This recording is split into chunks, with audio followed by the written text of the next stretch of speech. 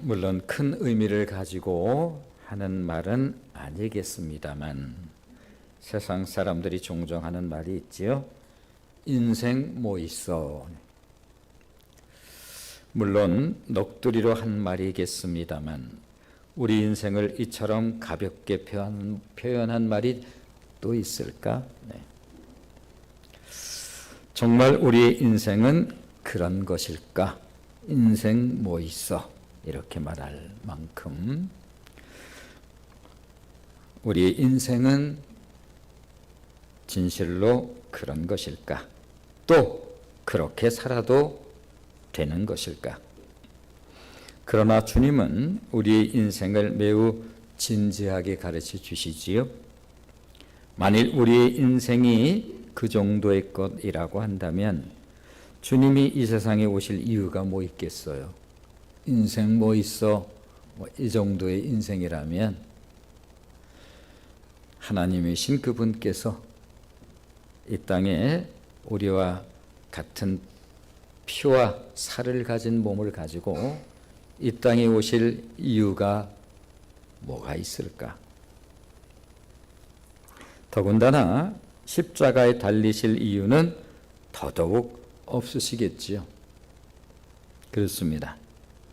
우리들의 삶이 결코 가벼울 수 없다는 사실을 우리들이 깨닫는 것은 인생을 살아가면서 피할 수 없는 고난을 겪으면서 이 고난의 의미를 깨달으면서 그래도 인생 뭐 있어 라고 객기 어린 그런 말을 할 수가 있을까?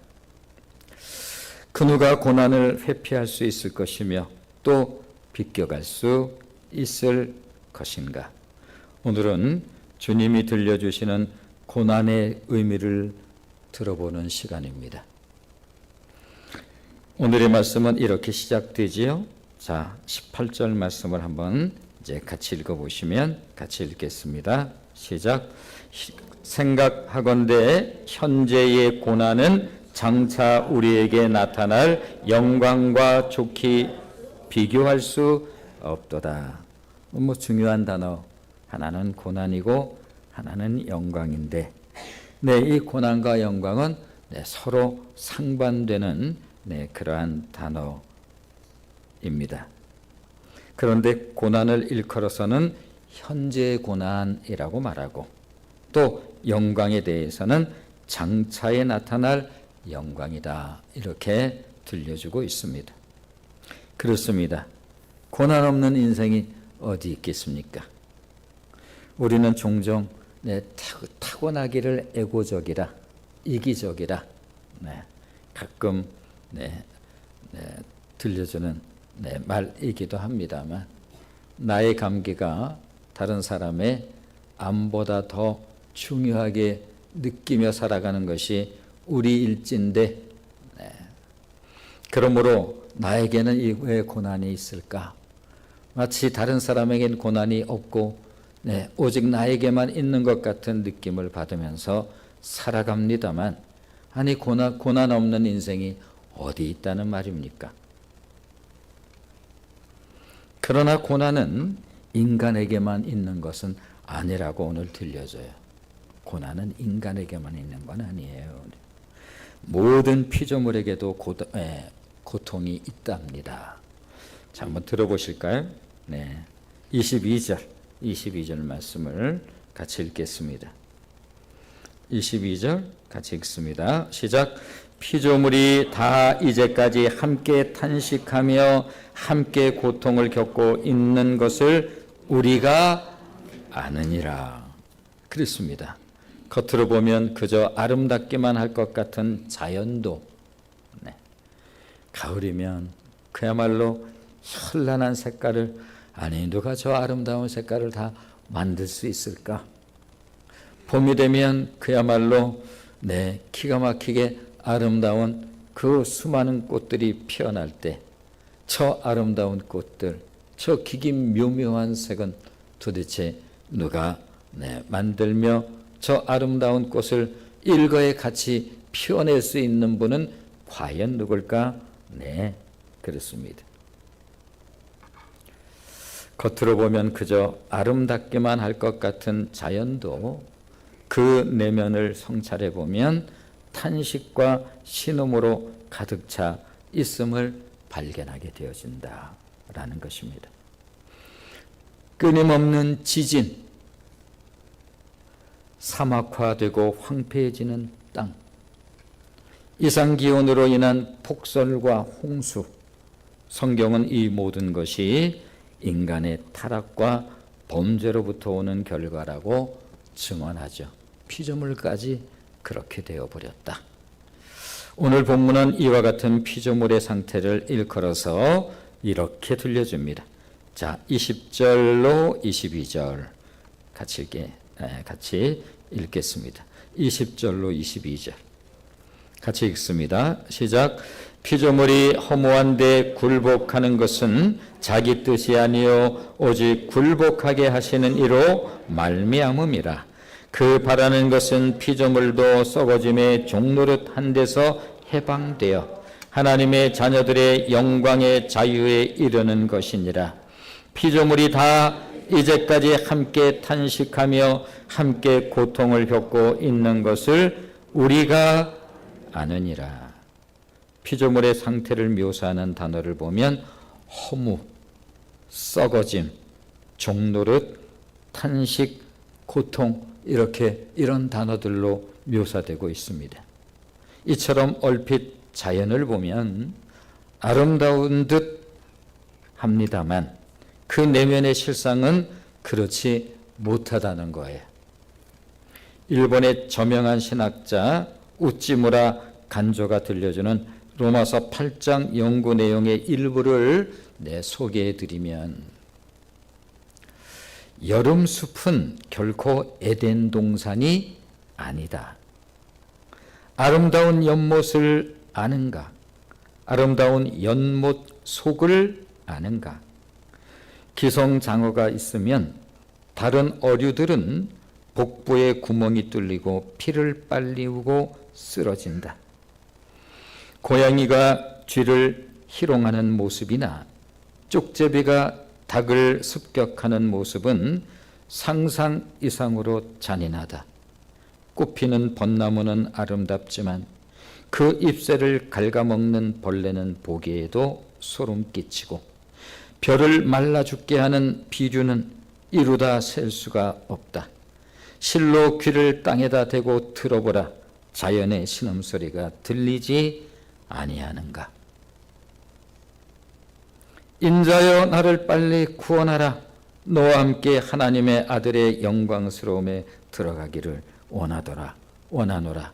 자연조차도 구원되기를 소망하는, 회복되어지기를 소망하는, 이처럼 우리들이 미물처럼 여기는 피조물도 간절함으로 저들의 회복을 기다리고 있다고 성경은 증언을 합니다. 자, 19절 말씀을 한번 읽어보시면 19절 같이 읽습니다. 시작. 피조물이 고대하는 바는 하나님의 아들이 나타나는 것이니 피조물도 이러할진대 만물의 영장인 인간의 삶에 어찌 탄식이 없으리요. 23절입니다. 자, 23절 말씀을 같이 읽어보십니다. 시작. 그뿐 아니라 또한 우리 곧 성령의 처음 익은 열매를 받은 우리까지도 속으로 탄식하여 양자될 것 곧 우리 몸의 속량을 기다리느니라. 여기서 우리라고 하는 것은 우리 성도를 말하지요. 그러므로 성령의 처음 익은 열매, 즉 구원받은 성도들까지 속으로 탄식하고 있다고 말씀하고 있습니다. 그렇습니다. 우리가 구원받았습니다. 하나님의 그야말로 특별한 은혜로 구원을 받았습니다만 우리들도 속으로 탄식하며 살아간다고 들려주고 있습니다. 그러나 구원받은 우리들에게 있어서 오늘의 고난은 장차 우리에게 임할 영광을 생각해 보면 오늘의 그 고난은 그저 축복의 서곡일 뿐,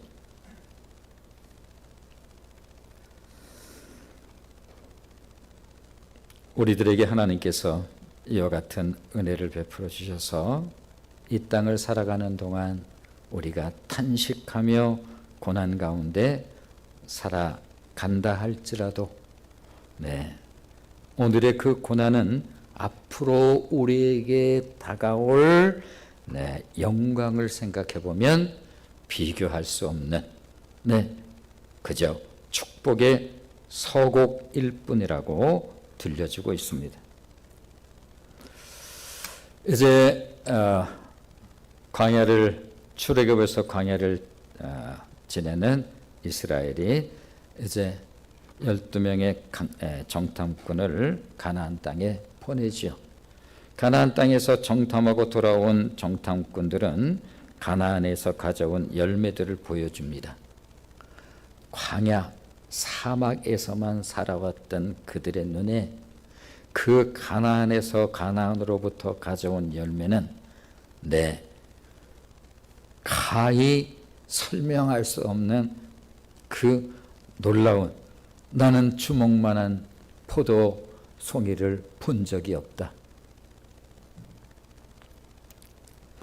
지금까지 보지 못했던 그 과실은 일단 그 크기가 놀라웠습니다. 주먹만한 포도 열매를 입에 넣자 달디단 과즙, 포도향까지 입 안에서 번지는데 그저 꿈 같았을 거겠지요. 왜? 광야에서 살아오면서 늘 먹는 것이 늘 그렇고 그랬을 터이니까. 그 가나안에서 가져온 그 주먹만한 이 포도송이 포도알을 입안에 넣자 그 포도향기가 입안에 가득하고 그 즙이 입안에 가득한데 그 느낌이 어떠했을까? 무화과 나무의 열매는 설명이 필요 없었습니다. 왜 가나안 땅을 젖과 꿀이 흐른다고 했는지 비로소 머리로 그려지기 시작합니다. 우리는 이 천국에 대한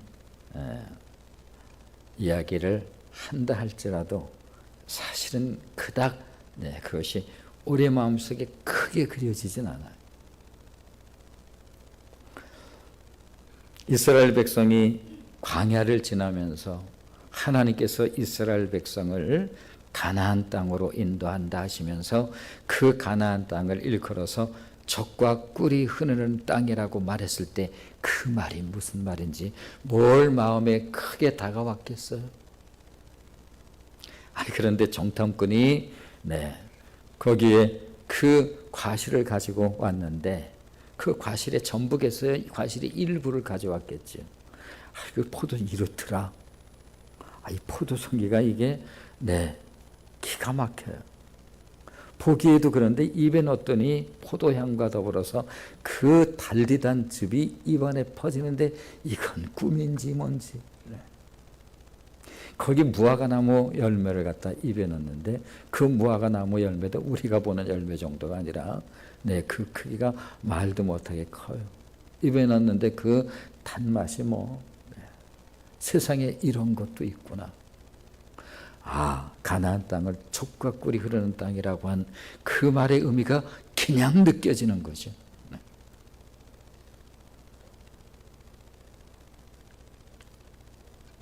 누군가 소리쳤습니다.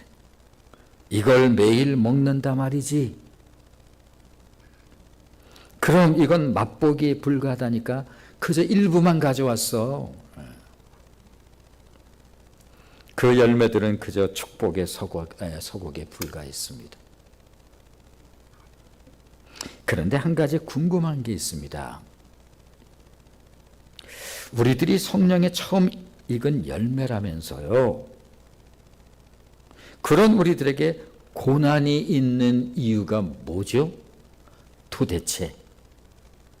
우리가 성령에 처음 익은 열매라면서요. 그런데 그런 우리에게 고난이 왜 있어야 된다는 말입니까? 그렇습니다. 오늘 본문을 통해서 들려주고자 하는 이유가 바로 여기에 있습니다. 구원받았다면서요. 구원받은 우리들에게 왜 고난이 있어야 되느냐고요. 그 이유를 본문 30절은 이렇게 가르쳐 줍니다. 자, 30절 말씀을 보시면 30절 같이 읽겠습니다. 시작. 또 미리 정하신 그들을 또한 부르시고 부르신 그들을 또한 의롭다 하시고 의롭다 하신 그들을 또한 영화롭게 하셨느니라. 하나님이 저와 여러분을 미리 정하시고 부르셨다는 거예요. 하나님이 우리를 미리 정하시고 부르셨다고 성경은 말씀하고 있습니다. 아유, 나 교회 나온 거 그저 하도 마누라 등살에 그냥 하도 그냥 내가 그냥 가정의 평화를 위해서 그냥 한번 나가준다. 아니, 이런 마음으로 나오기 시작했는데 뭘 미리 정하고 부르셨다고요?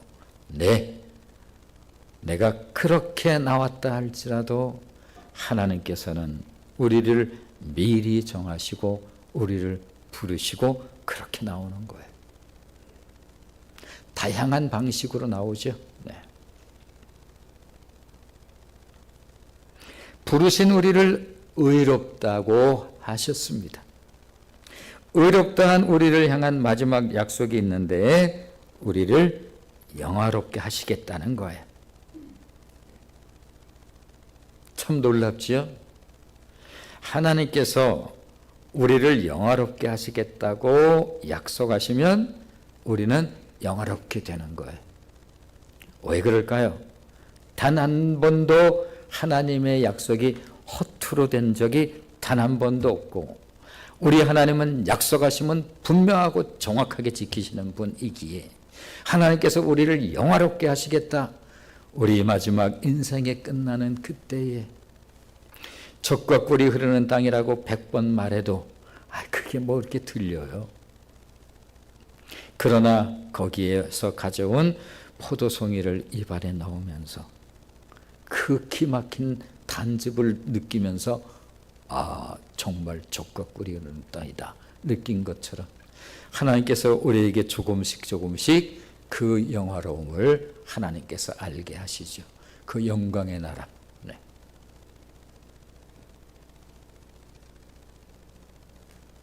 그렇다면 구원받은 우리들의 삶은 칭의, 우리가 의롭다 여김을 받았잖아요. 예수님을 믿음으로. 또 하나님께서 우리를 마지막에 영화롭게 할 것이다. 하나님은 우리를 있는 그대로 받으시고 사랑하시지만 우리를 그냥 그대로 놔두시지는 않는다. 네. 이 말처럼 우리는 칭의 의롭다 여김을 받았어요. 우리는 영화롭게 되겠지요. 우리는 그 사이를 지금 살아가고 있는 사람들입니다. 칭의와 영화의 사이의 삶을 성화라고 하지요. 그렇다면 의로운 우리들이 영화롭게 되기까지 성화의 과정에 무엇이 기다리고 있는 것일까? 자, 29절 말씀을 한번 읽어보겠습니다. 29절 같이 읽습니다. 시작. 하나님이 미리 아신 자들을 또한 그 아들의 형상을 본받게 하기 위하여 미리 정하셨으니 이는 그로 많은 형제 중에서 맏아들이 되게 하려 하심이라. 하나님은 계획이 있으시군요. 우리들이 그 영화 속에 나오는 그 대화를 가지고 종종 우스갯소리로 그 일상에서 사용하죠. 너는 다 계획이 있구나. 우리 하나님은 계획이 있으시군요. 당연하죠. 우리 하나님께서 하시는 모든 일들에 우연이나 그런 일이 없습니다. 하나님께서 미리 정하시고 부르신 우리들에게 하나님께서 고난을 허용하신 이유는 아주 분명하고도 확실합니다. 그렇습니다. 우리들로 하여금 예수 그리스도의 형상을 본받게 하기 위하여 이것입니다. 우리들로 하여금 장자이신 우리의 믿음의 장자이신 우리가 예수 그리스도와 함께 우리가 양자의 영을 받아서 하나님을 아버지라고 부르는 놀라운 아빠 아버지라고 부르는 특권을 받았습니다. 그것으로 끝나는 것이 아니라 예수 그리스도와 함께한 상속자가 된 우리들입니다. 이런 것들이 가나안이 젖과 꿀이 흐르는 땅이라고 그러는데 그 눈만 뜨면 광야요. 또 내일도 광야요. 모레도 광야인 그 오늘이 내일 같은 그 척박한 그 광야를 지나면서 젖과 꿀이 흐르는 땅이라고 말하는데 그 말이 좋은 말 같기는 한데 마음에 그닥 다가오지는 않죠. 왜? 눈 뜨면 광야니까. 그런데 그 가나안 땅에서 정탐꾼이 가져온 그 과일 하나 입에 넣었더니 그냥 끝나버리고 맙니다. 설명 안 해줘도 알았어요, 이제. 예수 그리스도와 함께 우리가 상속자가 되었고, 그분이 우리의 맏아들이 된 거예요. 우리는 또한 예수 그리스도를 닮은 자들이 되어야 되겠지요. 이 말을 들려주는 거예요. 우리들로 하여금 예수 그리스도의 형상을 본받게 하기 위하여 우리들로 하여금 성숙된 인격과 거룩한 삶을 살게 하기 위하여. 처음부터 무슨 영적인 그러한 부분들이 교회 나오면 막 알아집니까? 어림도 없지요. 아이를 태어나서 아이가 태어나면 이 아이가 그냥 뭘 알아갑니까? 어림도 없지요. 우리들로 하여금 영화로운 자녀로 만들어가기 위해서 하나님께서 우리에게 고난을 허용하시는 것입니다. 자, 베드로전서 4장 12절로 13절 말씀을 보시면 베드로전서 4장 12절로 13절 한번 같이 읽어보겠습니다. 시작. 사랑하는 자들아, 너희를 연단하려고 오는 불시험을 이상한 일 당하는 것 같이 이상히 여기지 말고 오히려 너희가 그리스도의 고난에 참여하는 것으로 즐거워하라. 이는 그의 영광을 나타내실 때에 너희로 즐거워하고 기뻐하게 하려 함이라. 베드로가 들려주는 이야기나 오늘 바울이 들려주는 이야기나 당연하겠습니다. 똑같아요. 또 한 가지 이유가 있습니다. 하나님의 자녀인 우리들이 고난을 받는 또 하나의 이유는 우리들의 영혼이 속량되었음에도 불구하고 우리들의 영혼은 속량이 되었습니다. 구속이 되었습니다. 그러나 아직 몸은 구속되지를 못했다고 성경은 말씀하고 있습니다. 우리의 영혼은 구속되었지만 우리의 몸은, 우리의 육신은 아직 구속되지를 못했습니다. 자, 23절 말씀을 다시 한번 읽어보시고 끝부분을 좀 관심을 가지고 읽어보도록 하겠습니다. 같이 읽습니다. 시작. 그뿐 아니라 또한 우리 곧 성령의 처음 익은 열매를 받은 우리까지도, 구원받은 우리까지도 속으로 탄식하여 양자될 것 곧 우리 몸의 속량을 기다리느니라. 아직 몸의 속량을 받지는 못했습니다.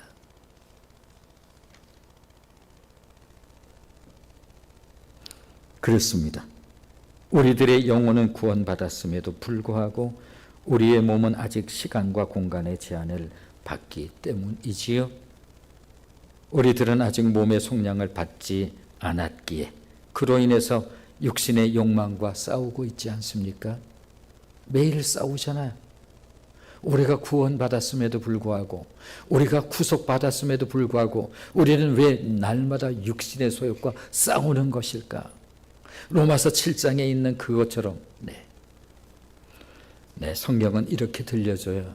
우리의 영혼은 구속을 받았지만 우리의 몸은 아직 구속을 받지 못했기 때문에 그런 거예요.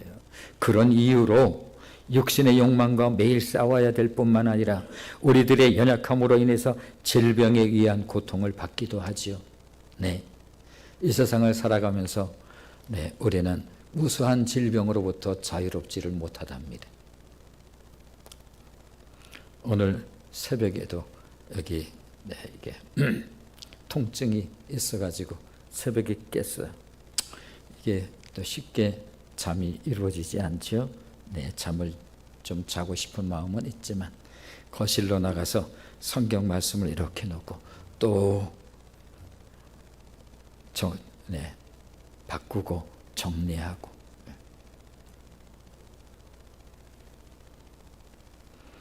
그뿐만 아니라 굶주림을 통한 어려움에 처할 수도 있습니다. 그리고 그 고난의 터널이 길고 어두우면 그 고통이라고 하는 이 질병의 고통을 우리가 겪거나 마음의 어려움을 겪을 때 그 밤이 얼마나 길고 지루한가. 특별히 이 불면의 어려움과 싸울 때면 그 시간들이 엄청 길고 또 다른 세계의 고통으로 어려움을 겪게 되지요. 뿐만 아니라 이 고통의 시간들이 길고 길어지면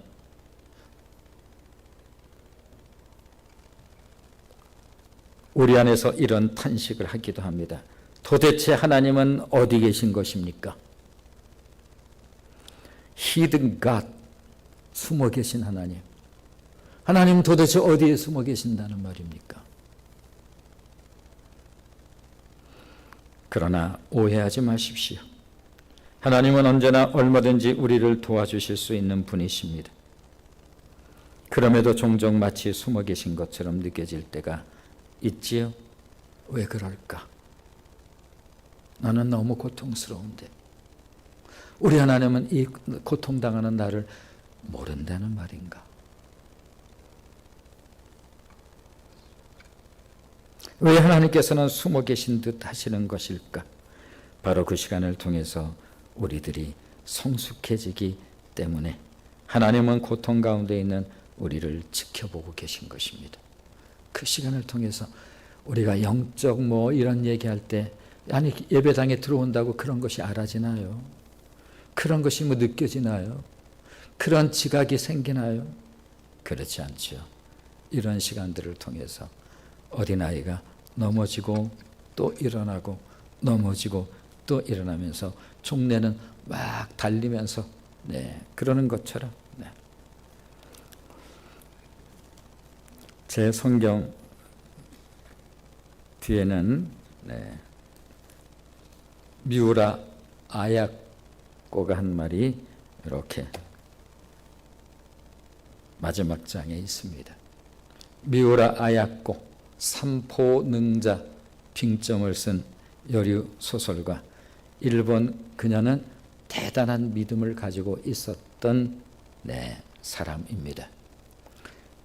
신약 인문을 썼고 구약 인문을 썼습니다. 정말 고통을 겪으면서 살았던 그녀, 몸을 송두리째 기부스해야 될 정도의 그런 기가 막힌 어려움을 겪었던 여인이 삼포능자 미우라 아야코입니다. 그녀가 이런 말을 한 바가 있습니다. 아프지 않으면 사람도 아니다. 우리는 비로소 몸이 아플 때 내 몸에 대한 부분들을 비로소 생각하기 시작하죠. 하나님께서 우리를 지으신 그 몸의 신묘함이라니. 잠이 오면 저절로 눈이 감기고 아침이 되면 눈이 저절로 떠지고 우리 몸의 기기묘묘한 이 공학적으로 자연제어 그 공학이라고 하는 그런 그 공학도 따를 수 없는 이 몸의 실체를 그래서 내 몸의 저쪽이 아파야만 비로소 내 몸에 그런 기능이 있다는 사실을 그때 비로소 깨닫죠.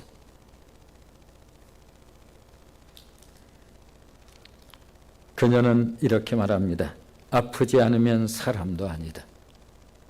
건강이 마냥 나한테 있는 것처럼 그야말로 어떤 면에서 보면 철딱선이 없는 그런 시간들이 우리에게 상당히 많죠. 아프지 않으면 드리지 못하는 기도가 있다. 그 지독한 고통 속에서 내가 주님을 부를 때 기도하세요. 그런데 기도가 옳다는 것은 아지만 기도가 돼야지요. 그 시간을 통해서 주여 이런 저 내 마음의 깊은 진실로부터 나오는 그런 주를 부르는 기도가 이제 시작이 되는 것입니다. 아프지 않으면 바라보지 못하는 영안이 있다. 아픈 것을 통해서 내 영적인 눈이 열리죠. 주여,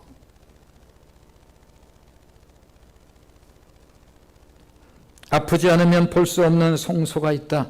내 하나님의 임재의 꽃, 임재의 꽃인데 그건 뭐야? 그냥 괜히 예수 믿는 사람들은 그렇게 말하는 건가? 그럴 리가요. 주의 성령이 임재하는 곳. 네. 아프지 않으면 나는 사람도 아니다. 우리에게 왜 고난이 있어야 되는 것일까? 그리고 그 고난이 장난이 아닌데,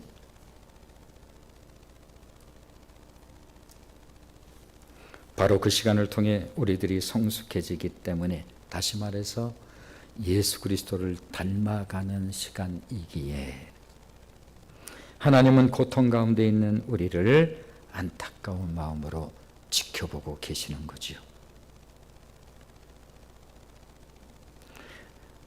아빠가 다 해줄게. 네, 넌 가만히 있어. 그런 부모가 없지요. 네가 하면 돼. 네가 해야지. 그러면서 내 아이가 정상적으로 건강한 아이로 바른 의식을 가지고 자라나기를 기대하고 소망하는 것처럼 지켜보면서 아파할 때 아이가 고열로 신음을 하면 아빠는 옆에서 같이 엄마 역시 잠을 못 자고 그 신음소리에 배나 고통하는 거죠. 지켜보기. 지켜보기는 훨씬 어려운 일 아니겠습니까? 그러므로 하나님은 우리들이 고통 가운데 있을 때 함께 고통을 느끼시고 우리들이 탄식할 때 함께 탄식하시면서 우리를 지켜보시는 하나님이신 것입니다. 자, 하나님의 탄식에 대해 들어보실까요? 자, 26절 말씀을 한번 보시면 26절 같이 읽습니다. 시작. 이와 같이 성령도 우리의 연약함을 도우시나니 우리는 마땅히 기도할 바를 알지 못하나 오직 성령이 말할 수 없는 탄식으로 우리를 위하여 친히 간구하시느니라. 이분이 우리들의 하나님이십니다. 우리의 연약함을 보시고 탄식하시는 하나님. 우리 아이가 밤에 고열이 있을 때 함께 밤을 하얗게 지새며 아이의 고통만큼이나 훨씬 배로 고통하면서 그때 그 밤은 왜 그렇게 길고 지루한가? 하나님, 하나님, 주여. 그러면서 우리 영적 의식이 조금씩 깨어나고 자라고 성장하고 그런 거예요. 그러기에 고난과 영광을 함께 들려주는 거예요. 현재의 고난과 장차 우리에게 올 영광.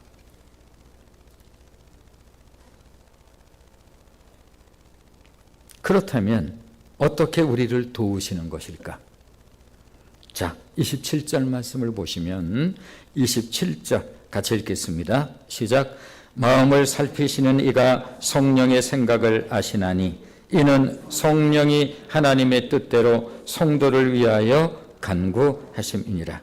무엇보다 성령님은 기도로 우리를 도우신다라고 말씀하고 있습니다. 우리가 자녀를 키우면서 부모들이 엄청 기도하죠.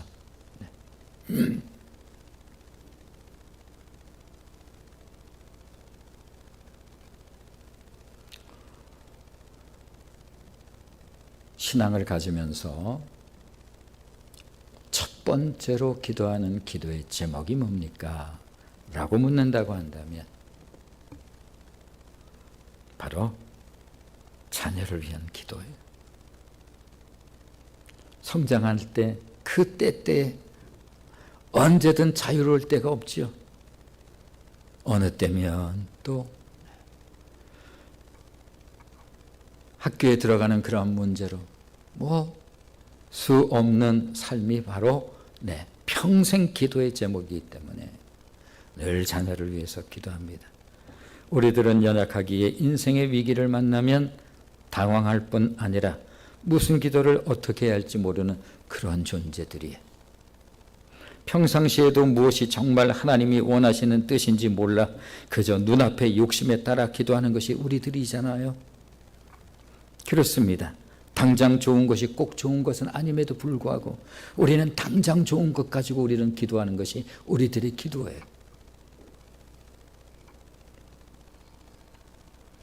바로 그런 우리들을 위해서 하나님의 뜻대로 우리를 위해 친히 간구하시는 하나님.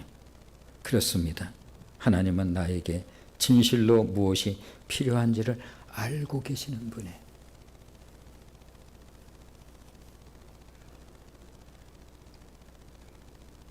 뿐만 아니라 성령님은 우리의 기도만 도우시는 그런 분이 아니라 우리의 연약함을 도우신다는 것은 앞에서 이미 말씀드렸던 것처럼 부모가 어린아이의 걸음마를 도울 때 사용하는 그러한 의미와 같다라는 말씀을 드렸지요.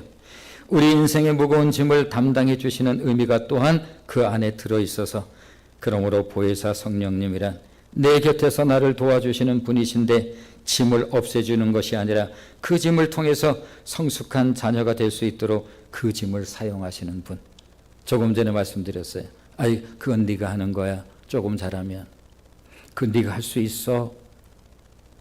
금방 해줄 수 있는 것이지만 부모는 그것을 계속 지켜보면서 그것을 해줘 버리는 것이 아니라 할 수 있도록 우리 하나님이 얼마나 놀라운 하나님이신가 하면 우리 하나님께서 널 영화롭게 할 거야. 그러면 반드시 영화롭게 되는 거예요. 무엇을 통해서 할 수 있습니까? 저는 하나님에 대해서 관심이 1도 없었다는 말씀을 가끔 해드리지요. 하나님에 대한 관심이 1도 없었던 나. 주위에서 예수 믿자 뭐 이런 교회 다니자고 그런 적도 없었던 나.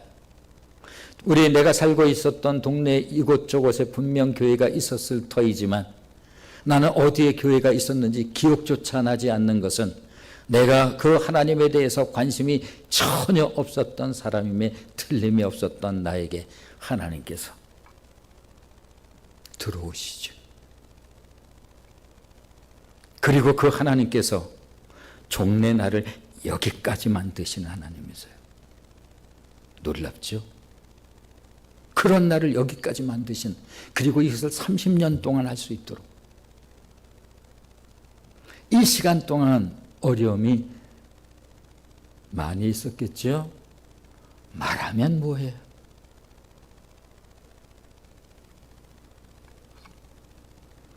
오늘의 결정적인 말씀입니다. 28절 같이 읽겠습니다. 시작. 우리가 알거니와 하나님을 사랑하는 자 곧 그 뜻대로 부르심을 입은 자들에게는 모든 것이 합력하여 선을 이루느니라. 결론은 선이다. 결론은 영화로움이야. 이것은 분명하게 이루어지는 것입니다. 내 인생의 삶이 끝나는 그 자리, 그게 끝이 아니다. 처음에는 그 말이 뭔지, 에이 무슨 뭐. 그런데 그 영화로움, 그 포도송이를 통해서 비로소 젖과 꿀이 흐르는 내 그 땅이 머릿속에 이렇게 마음속에 다가왔던 것처럼 이제는 내 인생이 끝자리가 될 때 하나님께서 나를 영화롭게 하시고, 주님이 낯선 분이 아니라, 낯선 분한테 가면 얼마나 어색하겠어요. 그 주님이 늘 기도하고 늘 만나는 주님을 이제는 생생하게 만나는 거죠. 아시나요?